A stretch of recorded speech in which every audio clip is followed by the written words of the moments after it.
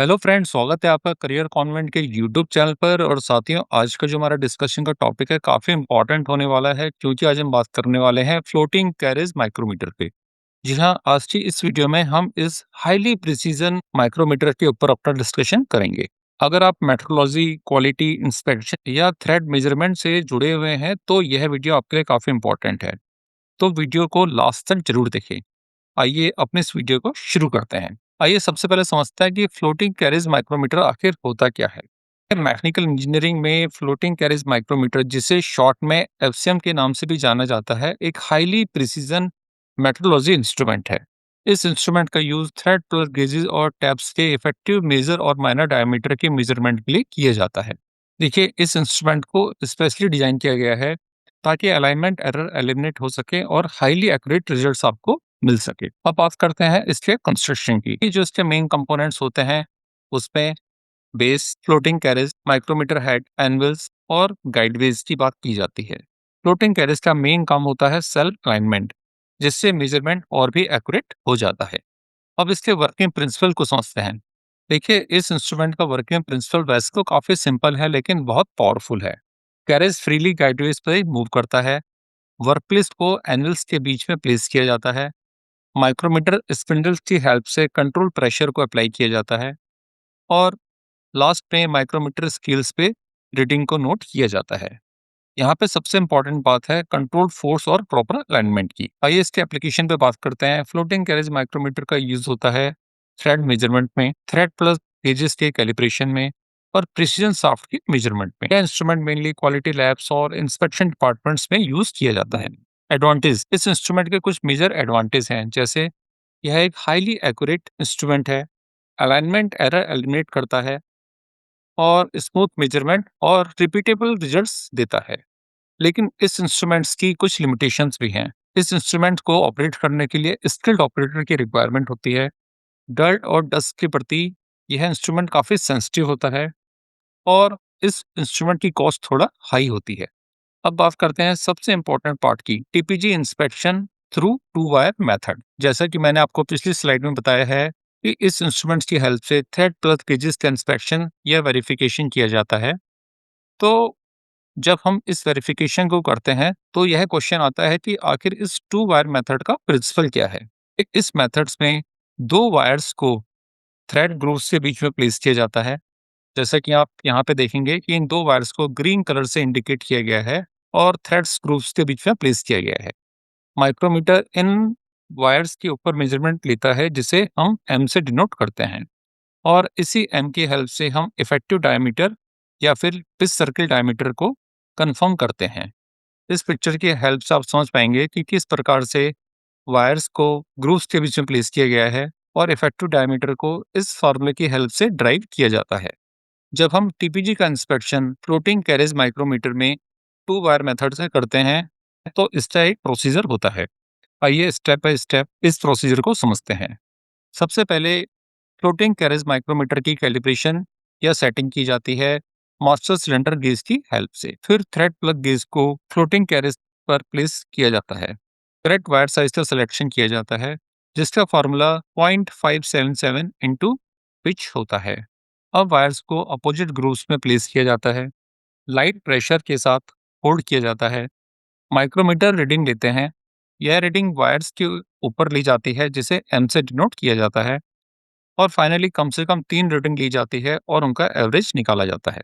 अब एक क्वेश्चन आता है कि बेस्ट वायर साइज आखिर कैसे फाइंड आउट किया जाता है। देखिए, बेस्ट वायर साइज के लिए एक फॉर्मूला होता है और वो फॉर्मूला होता है D equal to P/2 into sec theta, जहाँ पे थीटा थ्रेड का थ्रेड एंगल होता है। लेट्स से अगर आपकी जो थ्रेड है वो मीटर थ्रेड है जिसका थ्रेड एंगल 60 डिग्री है, तो उसके लिए ये फॉर्मूला होगा D इक्वल टू P/2 सेक 30। और सेक 30 की जब हम वैल्यू देखते हैं तो यह 1.1547 होती है। अल्टीमेटली जब हम 1.1547 को 2 से डिवाइड करते हैं तो हमें फाइनल वैल्यू 0.577 इंटू पी मिलती है। यहाँ पे मैंने कुछ इंपॉर्टेंट कॉन्सेप्ट की बात की है कि पिच लाइन प्रॉपर्टी क्या है। पिच लाइन प्रॉपर्टी कॉन्सेप्ट कहता है कि थ्रेड की पिच लाइन पे थ्रेड की जो विड्थ होती है और जो ग्रूव की विड्थ होती है वो इक्वल होती है और वो P/2 के बराबर होती है, जहाँ पे P का मतलब पिच, से है। सिमिलर वे में अगेन डी को ड्राइव करने के लिए ट्रायंगल रिलेशनशिप क्रिएट किया जाता है और उस ट्रायंगल रिलेशनशिप की हेल्प से ही यह फार्मूला ड्राइव किया जाता है। आइए देखते हैं कि बेस्ट वायर साइज के लिए डिफरेंट थ्रेड्स के रिस्पेक्ट में मल्टीप्लायर क्या होते हैं। मीटरी थ्रेड के लिए जो मल्टीप्लायर होगा वो 0.577 होगा। सिमिलर वे में ब्रिटिश स्टैंडर्ड थ्रेड के लिए जिसका थ्रेड एंगल 55 होता है, मल्टीप्लायर 0.563 होगा और एक्मे थ्रेड के लिए यह मल्टीप्लायर 0.505 होगा।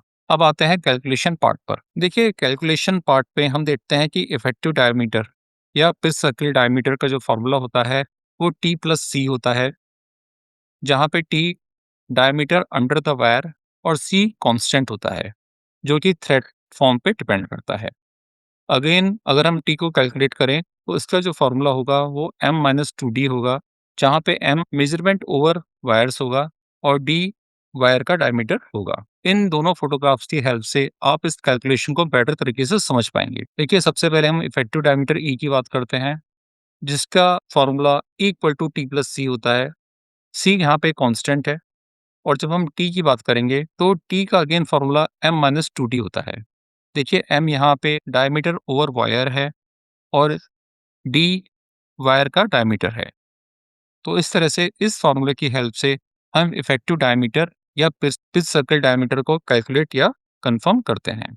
आइए देखते हैं कि डिफरेंट थ्रेड टाइप्स के लिए कांस्टेंट सी की वैल्यू क्या होती है। देखिए डिफरेंट थ्रेड टाइप्स के लिए कांस्टेंट सी की वैल्यू डिफरेंट है। जैसे आइसोमीटर थ्रेड की बात करें जहाँ पे 60 डिग्री एंगल है, या फिर यूनिफाइड थ्रेड की बात करें जिसके लिए 60 डिग्री एंगल है, तो कांस्टेंट सी की वैल्यू 0.866 होगी। ब्रिटिश विटवर्थ थ्रेड की बात करें तो इसके लिए कांस्टेंट वैल्यू 0.960। बी थ्रेड की बात करें तो इसके लिए कांस्टेंट वैल्यू 1.136। एक्मे थ्रेड की बात करें तो इसके लिए कांस्टेंट वैल्यू 0.37। ट्रेपेजोइडल थ्रेड के लिए कांस्टेंट वैल्यू 0.366 और स्क्वायर थ्रेड के लिए यह वैल्यू 0.500 होगी। जब हम इस कांस्टेंट वैल्यू को इफेक्टिव डायमीटर के फॉर्मूले में पुट करेंगे तो कुछ इस तरह से फॉर्मूले हमें यहाँ पे मिलेंगे। प्रिकॉशंस। देखिए एक्यूरेट मेजरमेंट के लिए आपको कुछ प्रिकॉशंस लेने की भी रिक्वायरमेंट होती है। थ्रेड्स को बिफोर मेजरमेंट प्रॉपर क्लीन करने की रिक्वायरमेंट है। हमेशा करेक्ट वायर साइज लेना चाहिए, क्योंकि अगर आप गलत वायर साइज का सिलेक्शन करेंगे तो कभी भी आपको इफेक्टिव डायमीटर या पिच सर्किल डायमीटर सही नहीं मिलेगा। एक्सेसिव फोर्स को कभी भी अप्लाई नहीं करना चाहिए, क्योंकि इसकी वजह से आपका जो मेजरमेंट है वो गलत हो जाएगा।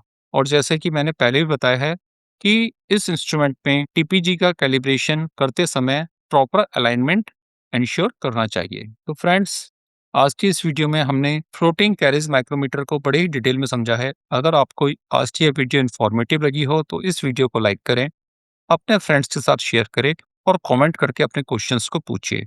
साथ ही साथ इस चैनल को सब्सक्राइब भी करें। मिलते हैं नेक्स्ट वीडियो में, तब तक के लिए नमस्कार, जय हिंद।